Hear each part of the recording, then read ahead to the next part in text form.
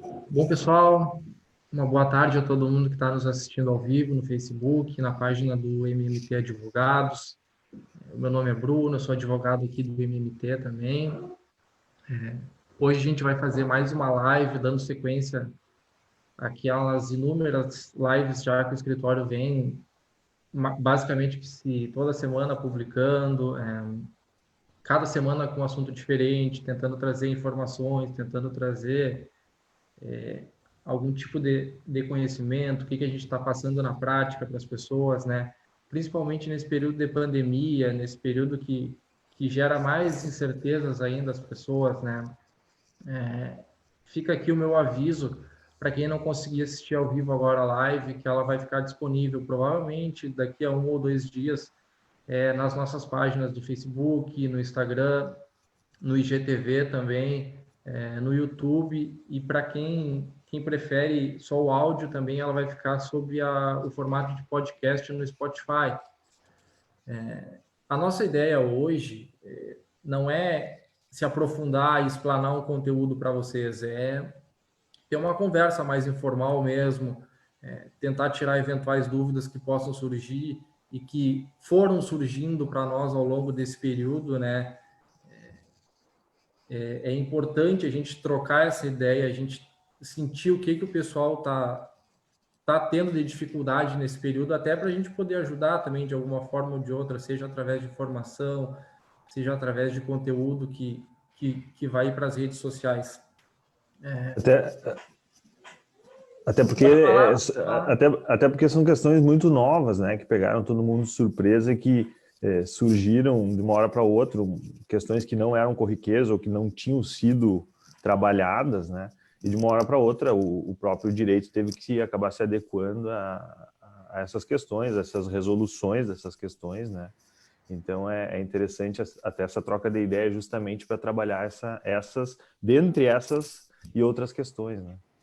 Sem dúvida, sem dúvida. E principalmente hoje que o nosso tema é direito do consumidor, que é uma área que já gera incertezas, que já gera inúmeros problemas em estados naturais, e quando a gente está num estado de pandemia, num estado de crise extremamente agravado, isso aí toma uma proporção muito grande. Então, é importante a gente ter essa conversa, principalmente agora, nesse momento, que em 2020 é interessante a gente chamar a atenção que o nosso Código de Defesa do Consumidor ele está comemorando 30 anos da sua entrada em vigor, e que mesmo sendo uma legislação já com 30 anos, ainda é motivo de orgulho para nós brasileiros, porque é uma das legislações mais completas no mundo sobre o tema, e alçou o Brasil a um patamar de referência nesse assunto, que é a defesa do consumidor, né? E aí a gente já adentrando na nossa discussão, na nossa temática, né? Eu acho que é importante, primeiro de tudo, Gustavo, a gente tentar desmistificar um pouquinho o que é essa figura do consumidor, né? O que são essas relações de consumo, afinal de contas. Muitas vezes as pessoas elas têm uma ideia de que o consumidor é aquele cara que vai num determinado estabelecimento que adquire um bem, ou que entra num site, faz uma compra, enfim. Só que as relações de consumo, e principalmente com o avanço da tecnologia, que hoje toma conta das nossas vidas, né? Ela se faz presente em praticamente todas as nossas relações, mesmo que de forma involuntária. Exemplo disso, por exemplo, é quando a gente chega em casa e o Wi-Fi conecta automaticamente no celular.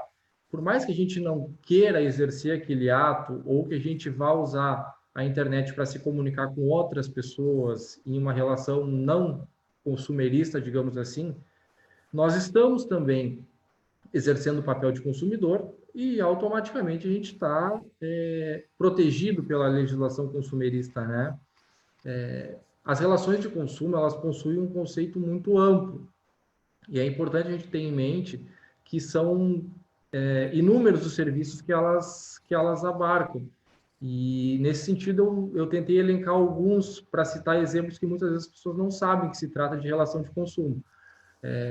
Como o próprio ingresso da gente nas redes sociais. quando a gente está ali e aparece aquele sinalzinho na tela do computador, li e aceito determinados termos, né? Isso aí, pessoal, não deixa de ser um contrato de consumo. E a partir desse momento, vocês estão aceitando cláusulas, vocês estão aceitando determinadas imposições que estão sendo feitas a vocês, e, como consequência disso, recebendo publicidade, propagandas, inúmeros anúncios, assim, praticamente 24 horas por dia. Outros exemplos, por exemplo, contratos de prestação de serviços hospitalares, contratos de plano de saúde, seguros de vida, contratos educacionais, sejam com escolas, ou sejam com cursinhos, com idiomas, enfim. Os próprios, Pode falar. os próprios contratos bancários, né, que suscitou muita Sem discussão dúvida. durante grande parte do período aí, né, onde se trabalha com essa questão do Código de Defesa do Consumidor, se seria inserido ou não, se recairia responsabilidade ou não, né, seria utilizado até a pacificação do entendimento pelo próprio Tribunal de Justiça, né, Superior Tribunal de Justiça. Então, existe uma discussão sobre muitos desses temas, né, sobre a incidência ou não desses códigos e essa regra que está aí, né, justamente para proteger o consumidor. Sem dúvida, sem dúvida. E é importante ter em mente que esse tipo de relação com o banco, principalmente, independe de ser banco privado, de ser banco público, se é o banco que você só recebe seu salário, ali há uma prestação de serviço e há uma contraprestação por parte do consumidor também. E preenchendo essas relações, fica muito clara a existência de uma relação de consumo, né? Mais um exemplo que eu trago, contrato de transporte. Quando a gente fala em contrato de transporte, muita gente pensa diretamente na questão da aviação, que é, digamos assim, a campeã dos problemas de consumidor, né? Mas é interessante a gente notar também que quando o cidadão sai da sua casa, por exemplo, e vai trabalhar e ele entra num ônibus de transporte público, transporte municipal, ali também há uma relação de consumo.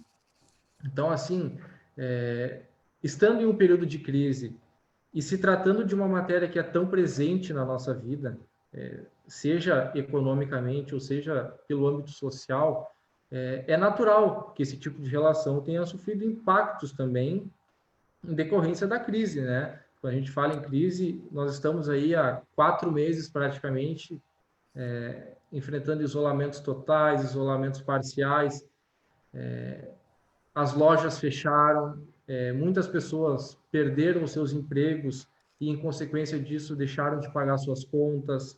Hoje estão recebendo cartas de SPC, Serasa, protestos de dívida.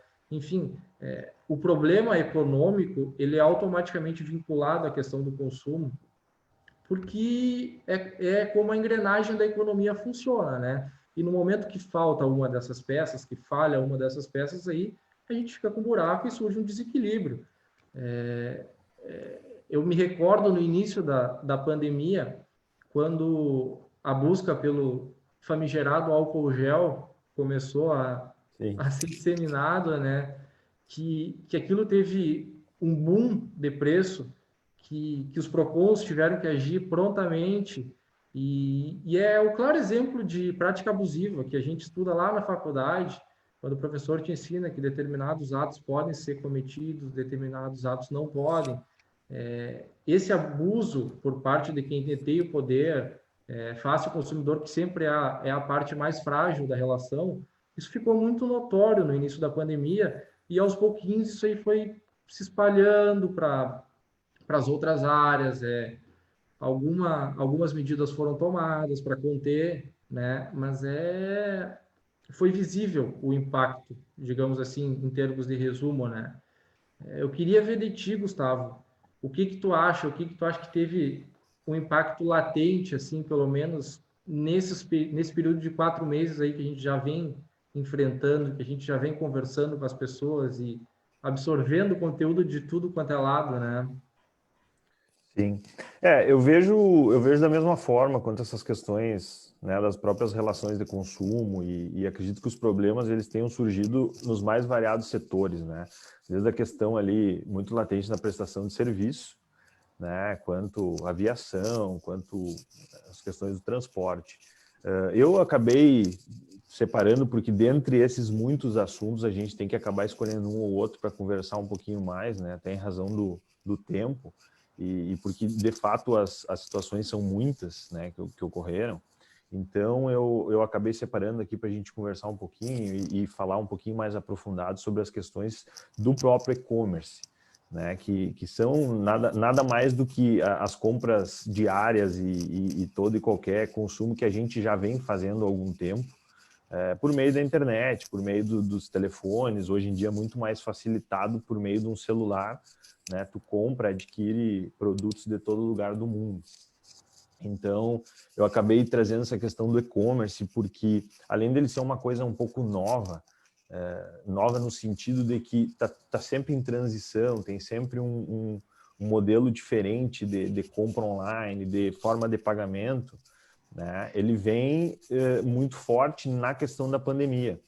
Então, se tu for verificar assim, ó, a Associação Brasileira de Comércio, né, a associação que gera ali os comércios eletrônicos, etc., eles têm um dado muito interessante que a partir do momento ali que se identificou a pandemia, né, em meados de março, onde tudo acabou parando de funcionar, digamos assim, eles tiveram uns dados até agora de mais ou menos 4 milhões de novos cadastros de pessoas físicas acessando o comércio eletrônico. Né? Então, isso quer dizer que é um volume muito grande de pessoas num curto espaço de tempo procurando a mesma coisa, procurando o mesmo serviço, né? Então, eu vejo que existe uma grande demanda por informação disso, né? Como que funciona o comércio eletrônico, quais são as implicações do comércio eletrônico no direito do consumidor, né? Quais são os reflexos que vão gerar essa questão do... enfim, desse monte de gente procurando o mesmo serviço, né? E aí muita gente vai acabar se perguntando quais os direitos, se eles permanecem, se eles não permanecem.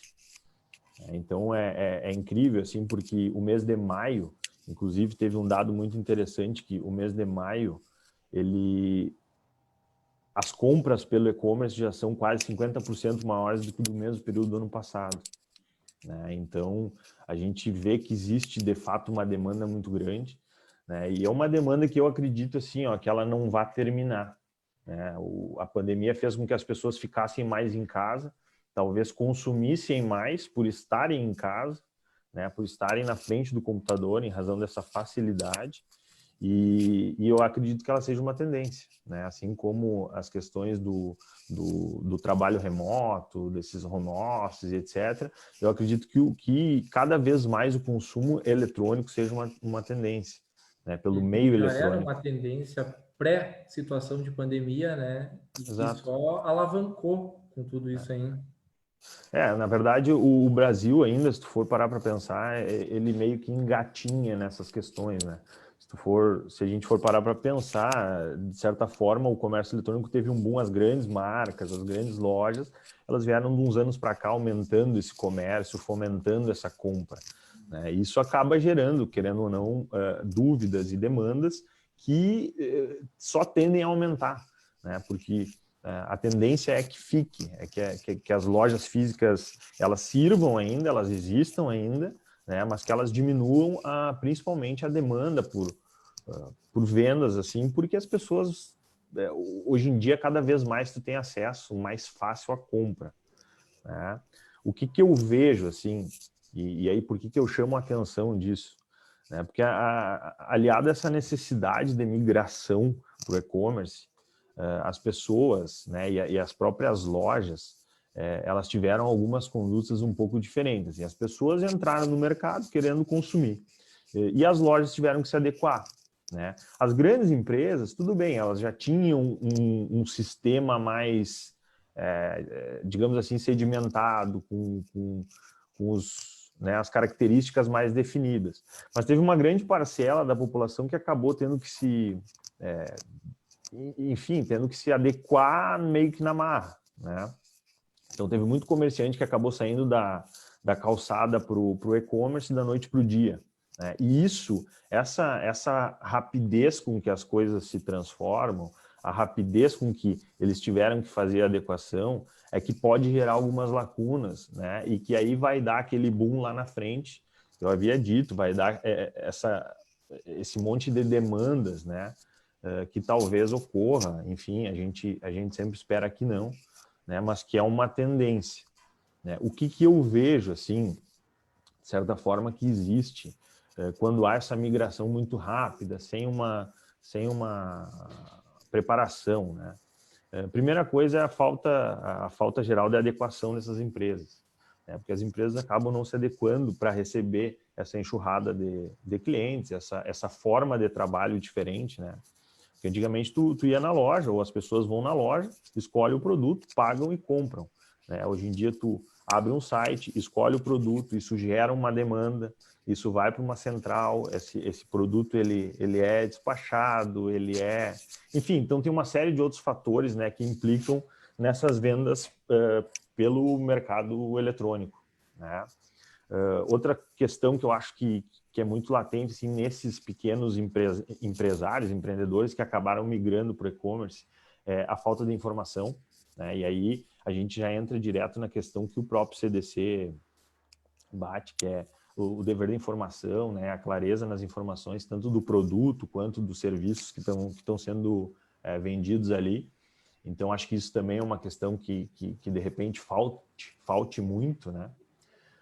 Outra questão que eu vejo, assim, e a gente trabalhando nisso no dia a dia, tu vê que existe bastante uma grande dificuldade em comunicação com essas empresas, né? Então, às vezes as demandas elas não saem como esperado, os produtos não são da forma ou não têm as características daquele adquirido e as pessoas acabam pecando ou penando muito, né, na questão do contato com a empresa, né? E aí a pandemia veio e ela dificultou ainda um pouco mais, porque onde trabalhavam 1.000, onde trabalhavam 500 pessoas, né, num atendimento, se reduziu muito, né, ou até mesmo se fechou essas atendimentos ao consumidor, então ficou muito difícil, muitas vezes, o contato com essas empresas.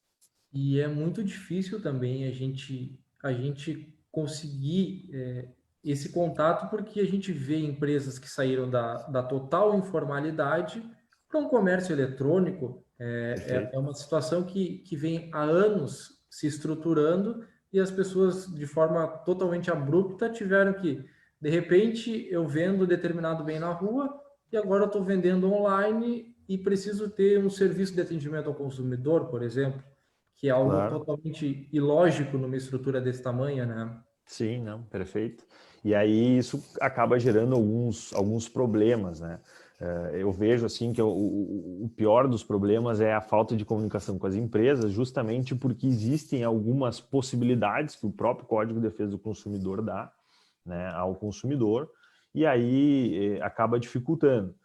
Uma delas é a questão dos vícios, né? Os vícios dos próprios produtos ou a diferença do produto adquirido e a própria questão do direito do arrependimento, né? Que é uma questão que é bem importante, que até eu vou trabalhar um pouquinho, mas que eu vejo assim, isso são coisas que devem ser comunicadas à empresa, né? Esses problemas que ocorrem, ou essa vontade que o próprio Código de Defesa do Consumidor deixa para o consumidor, ali deixa para o cliente em aberto, acaba se tornando difícil ele utilizar esses mecanismos porque o contato com a empresa é muito difícil, né?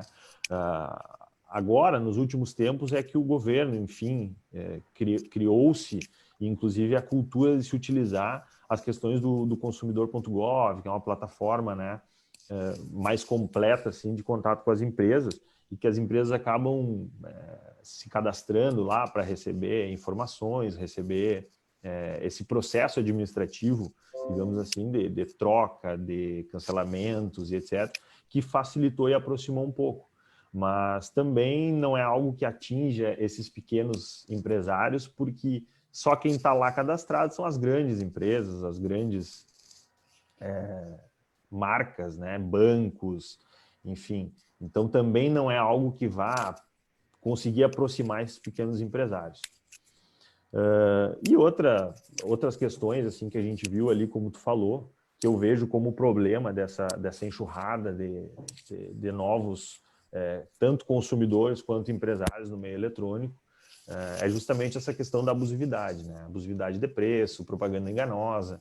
Então, são dois problemas assim que ocorreram muito no início da pandemia, né? Eles deram uma diminuída agora, acho que os PROCONs das cidades, né? E eles tiveram um trabalho muito firme, assim, importante, né? E acabaram coibindo um pouco essa prática, mas que são questões que existem e vão continuar existindo, né? Até porque, como eu já falei, o comércio eletrônico ele veio para ficar, ele vai continuar sendo utilizado cada vez mais, né?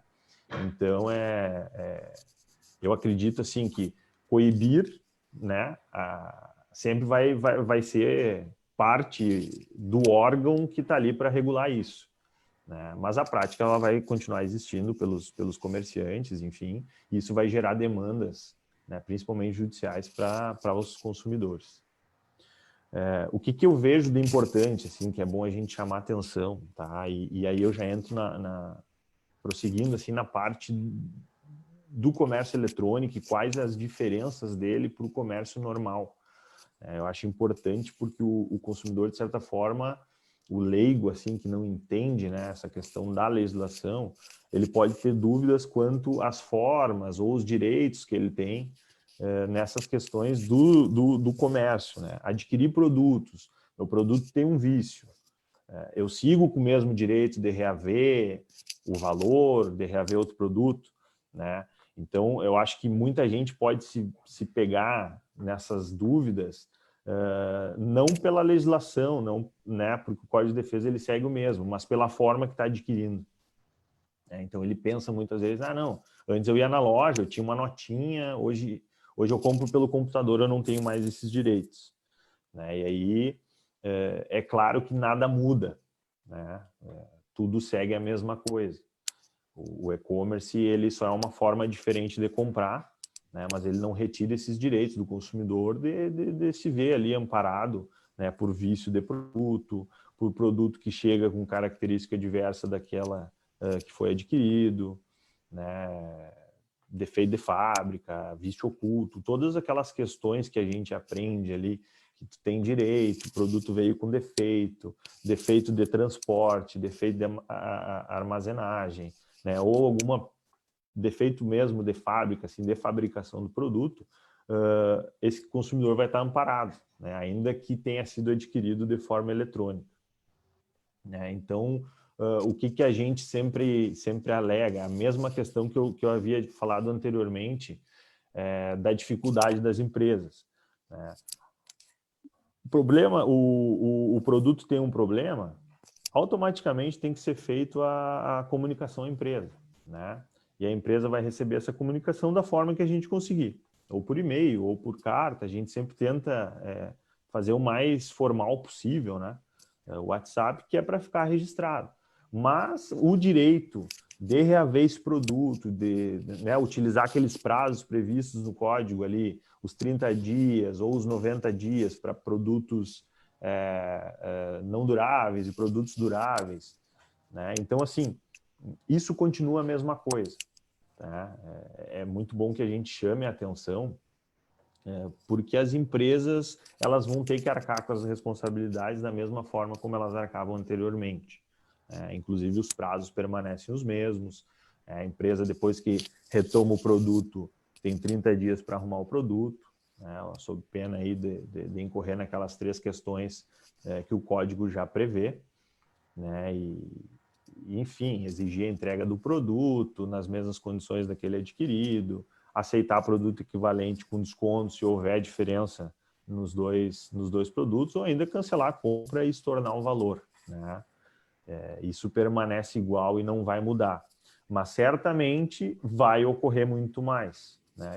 Eu chamo a atenção, e eu até não sei se o entendimento é o mesmo, mas vai ocorrer muito mais, né? Porque Essa questão da formalização da comunicação, ela é pontual, porque muitas vezes as pessoas ficam com um produto que não é aquele que elas queriam adquirir, ou que não funcionou da forma que ela esperava, por receio de contratar a empresa, por receio de que eventualmente possa ter um custo mais alto com esse tipo de operação. O importante é comunicar a empresa dentro do prazo correto, o prazo se mantém o mesmo para comércio eletrônico ou para comércio físico, né? O prazo legal que já existia, ele se mantém. E encaminhar essa notificação de uma forma que a própria pessoa, que o próprio consumidor possa ter uma garantia a respeito dessa comunicação. Aí eu cito o exemplo do consumidor.gov, como tu mesmo já mencionaste. Se é o caso de uma empresa menor, uma carta registrada com aviso de recebimento é interessante. Às vezes até um e-mail, um WhatsApp encaminhado para a empresa. Na medida que essas relações se tornaram mais fáceis, porque hoje tu adquire bens pelo próprio aplicativo do WhatsApp, tu consegue reclamar também por esse aplicativo. Há uma Claro. isonomia nesse tipo de situação, né? E é importante ter isso aí em mente, o consumidor não ter medo de reclamar, ou porque acha que vai se incomodar, ou porque acha que vai ter um custo maior com isso. Perfeito. Não, e eu entendo assim, ó, qual é a minha posição quando eu digo que essas questões vão aumentar. Não porque as empresas vão deixar a qualidade cair ou que vão revender produtos de pior qualidade ou coisa assim, mas porque muitas vezes esses produtos não vão ser testados como eram antigamente na loja, entende? Então, ou vai existir muito problema em transporte de produtos, né? Porque basicamente os produtos vão ser comprados via internet e recebidos no teu endereço, né? Muitos poucos clientes talvez vão querer retirar produto no local. Então, assim, é isso que eu entendo que vai aumentar, né? Isso vai gerar algum incômodo e talvez as pessoas peguem desprevenidas a ponto de não saber como agir, né? Não saber como fazer a comunicação para a empresa, não saber como conversar com a empresa, né? Quais os meios, ainda que existam caminhos, sistema de atendimento ao consumidor, alguns canais que elas normalmente disponibilizam, mas que não são muito... não existe um efeito prático muito grande, né? Muitas vezes é muito difícil, tu passa o dia inteiro ali e não consegue contato com a empresa. Né? Então, eu acho que vai aumentar essa demanda, né? Querendo ou não, o e-commerce ele veio para ficar, mas tem alguns reflexos que talvez não sejam tão bons, ou enfim, né, que tenham essa parte negativa, mas que também não causa pânico nenhum. Né? Os direitos, como eu falei, seguem os mesmos e o Código de Defesa do Consumidor vai seguir agindo da mesma forma. Né? O que eu entendo, e eu acho que tem uma questão aí muito importante de ser tratada, que vai assim no mesmo caminho dessa questão dos vícios e da necessidade de comunicação, tá? E que ainda gera um pouco de estranhamento por parte do consumidor, algumas dúvidas de como funciona. Quanto à questão do e-commerce, como ele é feito de forma remota, a aquisição dos produtos, existe uma questão ali que o código defende, que acho que no artigo 49, ele trata diretamente do direito de arrependimento. Né? Isso é uma coisa que não existe no meio físico, isso é uma coisa que não existe ali quando tu adquire um produto dentro de uma loja, né? Mas que ele passa a existir a partir do momento em que tu adquire um produto no meio eletrônico, digamos assim. Ou via internet, ou via telefone, né? Mas que em local fora do estabelecimento comercial, onde está sendo vendido o produto, o serviço, enfim. O direito do arrependimento ele é muito interessante, porque ele te dá a possibilidade de fazer a desistência da compra, né? A desistência da aquisição do produto de forma motivada. Ou seja, o cliente ele não precisa justificar o motivo pelo qual ele está querendo devolver o produto ou cancelar aquela compra. Basta tão somente que ele faça a notificação à empresa nos primeiros 7 dias após o recebimento, em até 7 dias após o recebimento ali do produto na sua casa. Né? Então, assim, isso é uma questão que nas lojas, quando existe a aquisição... quando existe aquisição no estabelecimento comercial, ele não tem. E aí ele passa a vigorar, né, a partir do momento em que essas questões se dão no próprio e-commerce, e a aquisição se dá por telefone ou internet. Isso também é uma coisa que pouca gente, talvez, né, que não opere o direito, tenha conhecimento, né, e não saiba como operar isso. E aí entra naquelas questões, né, a importância da comunicação para a empresa, ou a comunicação efetiva da empresa, dá vontade do cliente devolver o produto adquirido, né? E, enfim, se fazer valer desses direitos que o próprio Código de Defesa do Consumidor apoia, né? Está previsto e tem que ser cumprido, né? E é importante a gente falar sobre isso também, porque muitas vezes o consumidor até tenta esse contato, até tenta essa devolução e acaba encontrando óbices que são até certo ponto banais, digamos assim.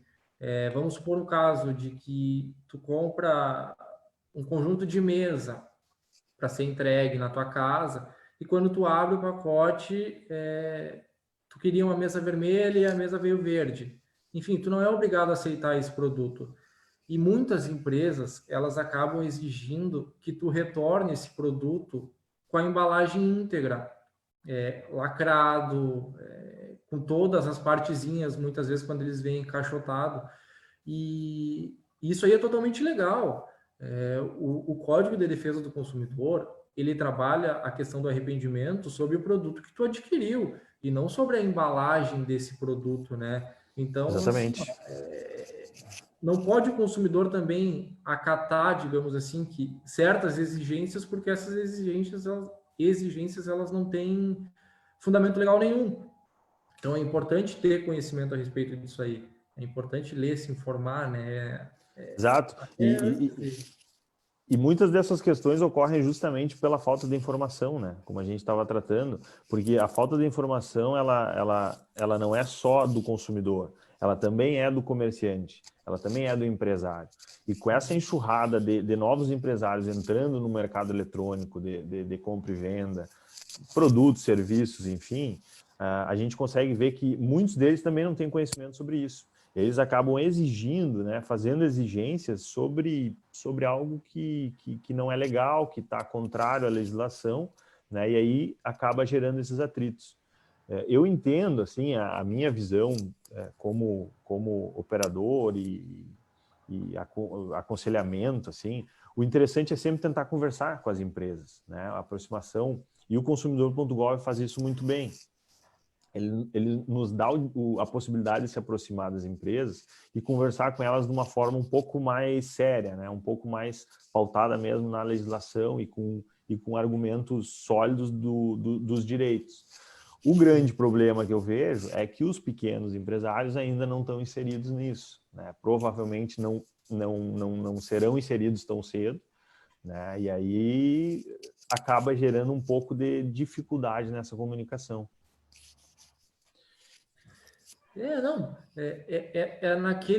Naquela mesma levada que a gente vinha conversando. A formalização desse tipo de reclamação, né?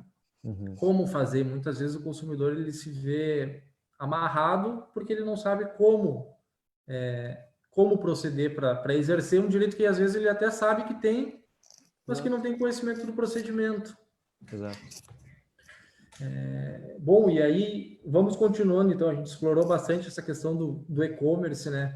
E é algo que eu acho que vem linkado a essa questão do comércio digital e das contratações à distância, e que me preocupa em particular, principalmente agora nesse período de pandemia que as pessoas estão ficando mais em casa, muitas vezes estão emocionalmente mais sensíveis, com a cabeça menos ocupada, pensando em problemas, é a questão dos golpes, das fraudes, que já aconteciam em larga escala e que se agravaram agora, né?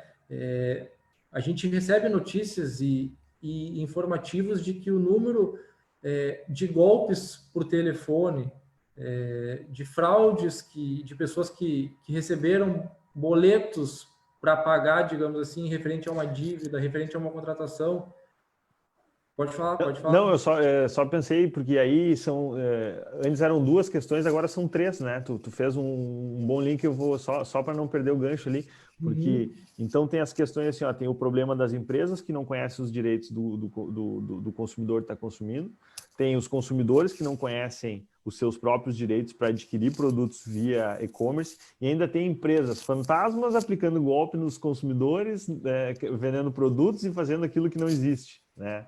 Então, são três cuidados ali que a gente tem que acabar tomando. A vulnerabilidade que já era grande, ela se torna absurda, digamos assim, né? E um grande público-alvo desse tipo de situação são as pessoas mais idosas, pessoas que já possuem algum tipo de problema financeiro, muitas vezes, que alguém telefona, alguém manda e-mail vendendo a solução de todos os seus problemas. Esse tipo de contato a gente sempre tem que ter um pé atrás, né? Porque, olha, 90% das vezes isso aí vai ser problema e as consequências são muito graves. E aí, adentrando já essa questão econômica, outro problema que eu visualizo também são as questões dos contratos bancários.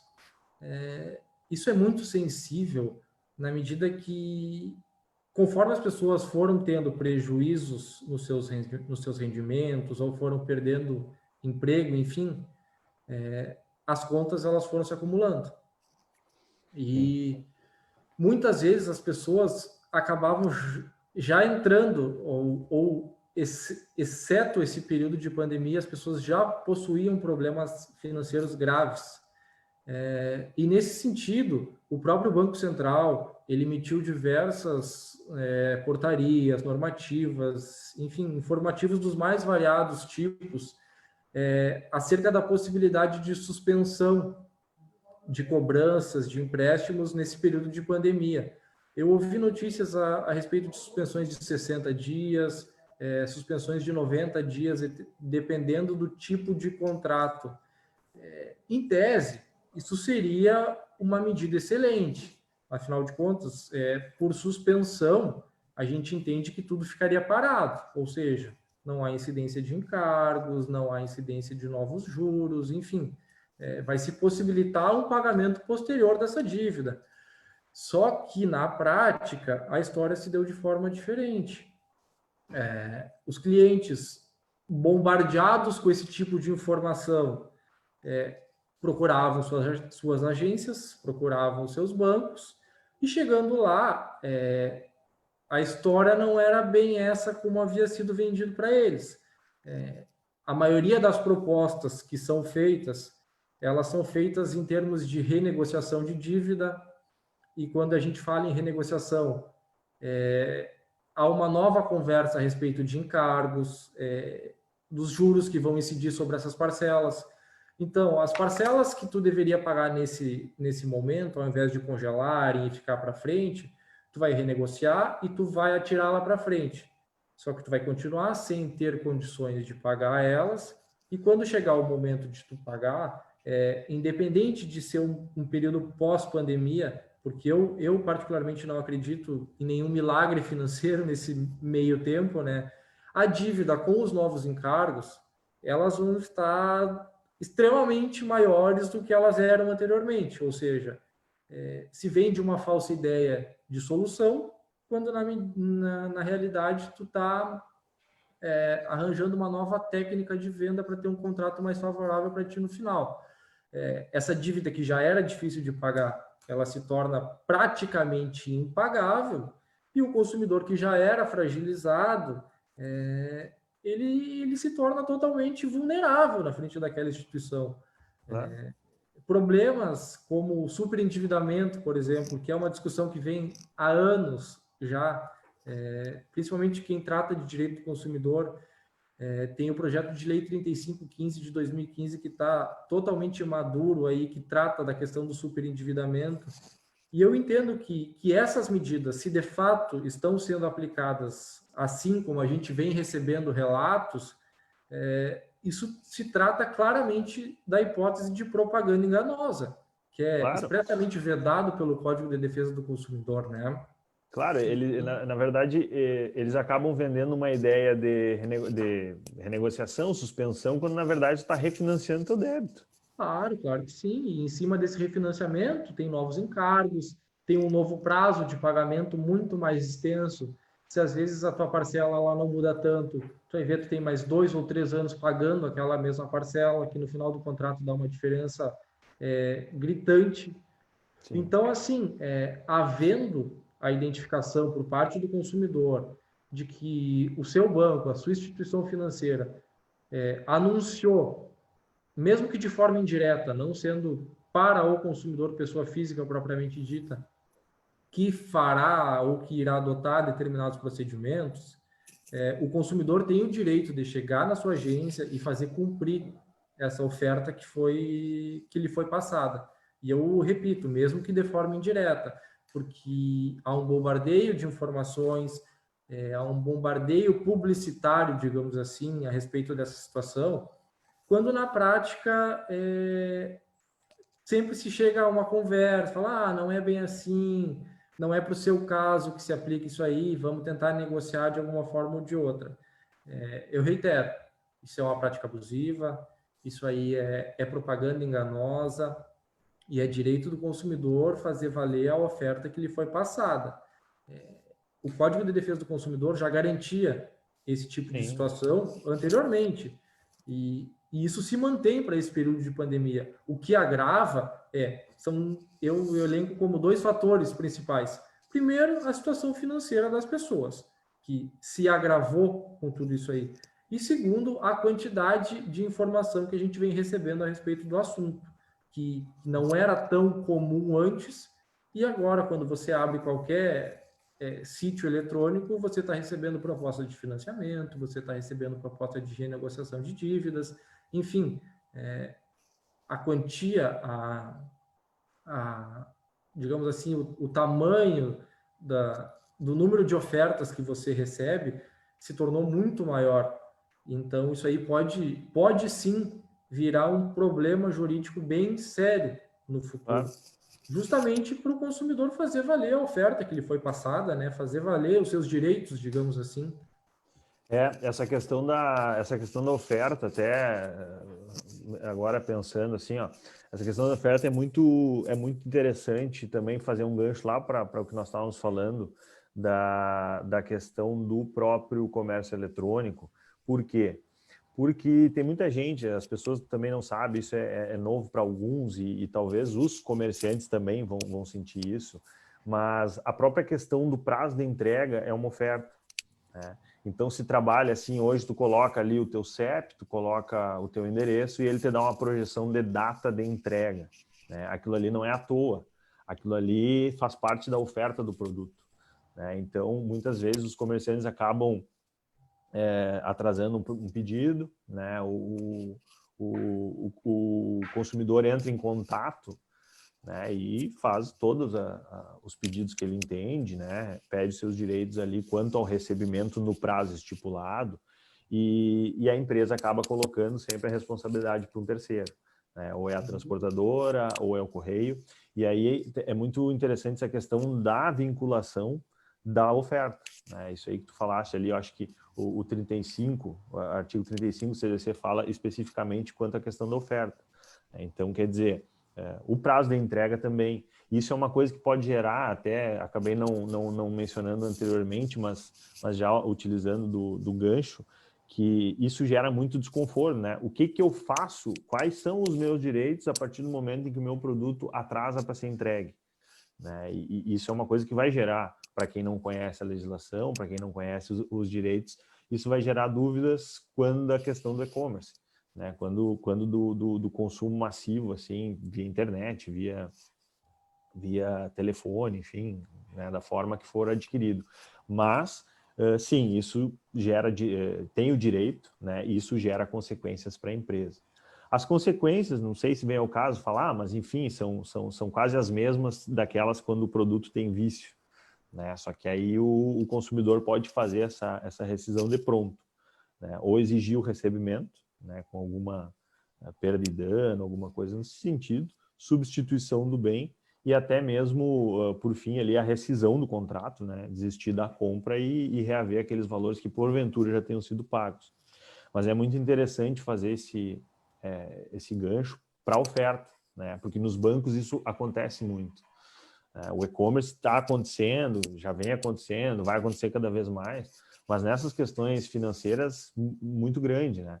A gente vê hoje não só as instituições bancárias mesmo, né, os bancos grandes, Banco do Brasil, enfim, esses de renome, mas as financeiras, essas empresas financeiras, fazendo muita oferta de produto, né? Inclusive, nós temos diversos casos nesse sentido, que eles ligam, oferecem um produto, e a partir do momento em que tu contrata é algo totalmente diferente, né? Quem são a maioria das vítimas são, né, pessoas idosas ou com menos instrução e que acabam entrando, caindo, não digo nem em golpe, assim, mas acabam entrando num serviço, contratando algo que elas talvez não quisessem, né?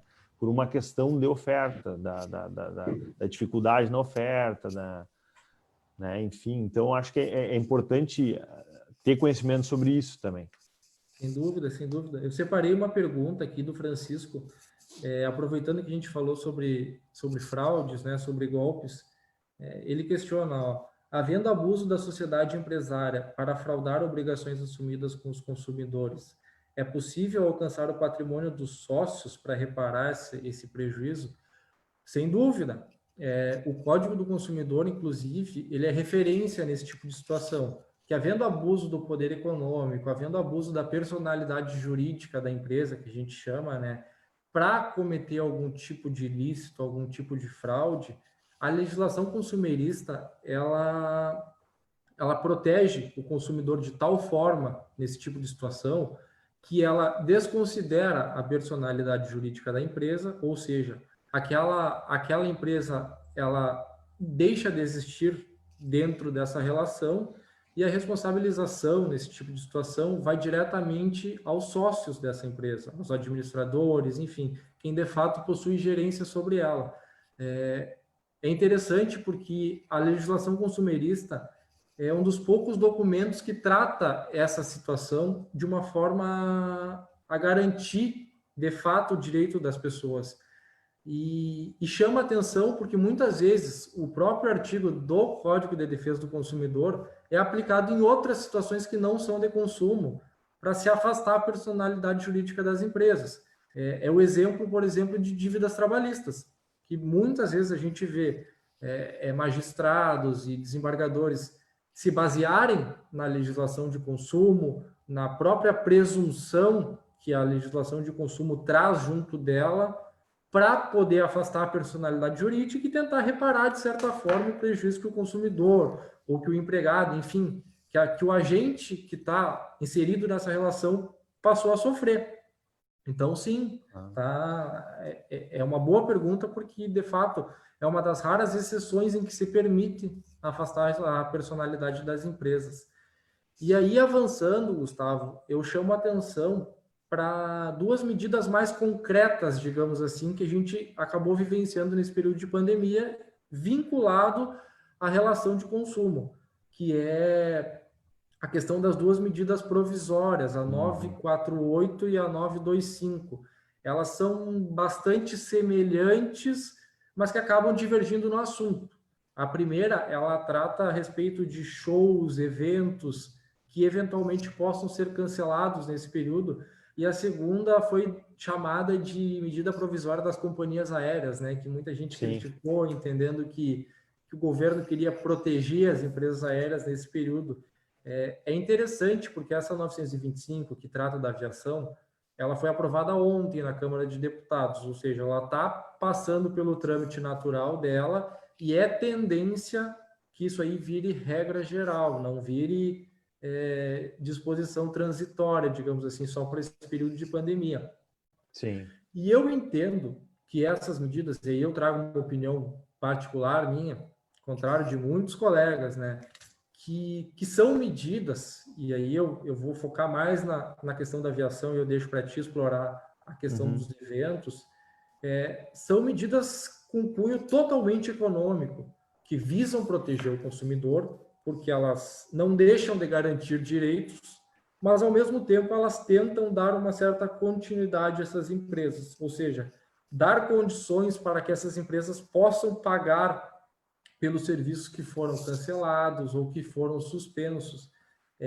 A medida provisória da aviação, ela traz uma ideia muito interessante de manutenção dos contratos, porque a primeira opção que ela trabalha é a alteração da data, por exemplo, de uma viagem que eventualmente tenha sido cancelada, ou alteração de alguma reserva num hotel. Ela tenta manter o consumidor e a empresa vinculados, né? Sim. Isso é importante economicamente falando, e só não sendo possível essa composição é que a empresa se torna obrigatória a reembolsar os valores pagos. Mas como é que você dá esse reembolso? Ele é imediato? Ele tem pagamento de multa? Não. A empresa ela tem um prazo de até 12 meses contados do término da situação de pandemia, que, por enquanto, a nossa base é o Decreto Legislativo número 6, que traz o encerramento dele para 31 de dezembro de 2020, ou seja, a empresa tem 12 meses a partir do encerramento da situação de calamidade para efetuar a devolução desses valores. Tem aplicação de multa? Tem aplicação de algum encargo? Não. A princípio, a devolução é integral, os valores integralmente pagos pelo consumidor e de forma corrigida. O que há é essa flexibilização. Muitos colegas tratam como afronta ao direito do consumidor. Eu tento ver de uma forma um pouquinho diversa isso aí. É muito mais uma medida de proteção e de continuidade econômica do que afronta o direito do consumidor de forma propriamente dita. Na verdade, a MP, essa 948 dos eventos, ela não difere em nada da aviação, né? Ela trata basicamente da mesma coisa. A única diferença existente entre elas é que a 948 ela trata acerca de shows, questões culturais, espaços públicos, eventos, etc., onde não há obrigatoriedade do espaço, da empresa ou né, do instituto que realizou aquilo de reembolsar. Claro que tu tem que haver a garantia de que ou o serviço, ou o espetáculo, ou aquilo que foi adquirido vai ser prestado, né, nas mesmas condições, ou, enfim, condições semelhantes, né, da que ocorreria, abatimento no valor, né, disponibilidade de crédito para a pessoa utilizar em outro evento que for ocorrer. Se não for ocorrer o mesmo, esse não vai mais ocorrer, porque, enfim, passou. Esse passou, vai ocorrer outro. Vou disponibilizar o crédito para que seja utilizado, né? Então, é claro que o consumidor ele não vai ficar desamparado, tipo, pagou, perdeu, não tem mais como agir.